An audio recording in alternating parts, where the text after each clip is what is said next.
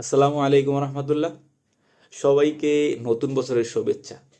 আসলে বলতে বলতে 2025 সাল শেষ।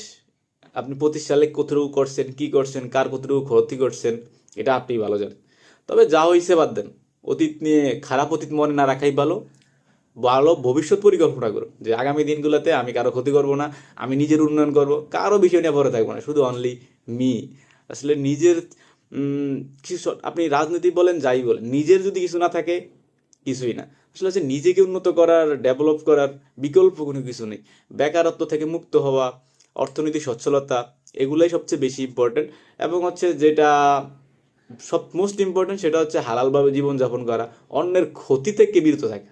কারো ক্ষতি তো আপনার দরকার নেই। হ্যাঁ, এটা সমস্যা আছে। একটা জিনিস দেখলাম, আপনি যদি কারো ক্ষতি না করেন তা আপনার ক্ষতি করার জন্য অনেক মানুষ হয়ে যায়।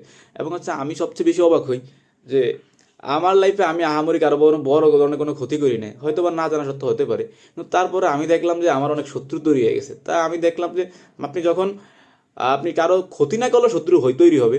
তবে এখানে একটা বিষয় হচ্ছে কি, আপনি যেমন জানেনই না আপনার শত্রু তৈরি হয়েছে, তারা আপনার ক্ষতি করার চেষ্টা করতেছে, আবার সেই ক্ষতি থেকে আল্লাহ আপনাকে উঠিয়ে নিবে। মানে তারা আপনি আহামরি কোনো ক্ষতি করতে পারবে না। তবে সর্বশেষ যে কথাটা আমি বলতে চাই, নিজের জায়গা থেকে সৎ থাকুন। মানুষ যা বলার বলুক, আপনি তো জানেন যে আপনি কি করছেন। সবাইকে আবারও নতুন বছরের শুভেচ্ছা। নতুন করে শুরু করেন। আগে যা হয়েছে ব্যাপার, পিছনে থেকে আর না তাকান, যত খারাপ সব ভুলে যান। ইনশাল্লাহ এই 26 সালে নতুনভাবে শুরু করুন। নিজেকে সাজিয়ে নিন, সময়ের গুরুত্ব দিন।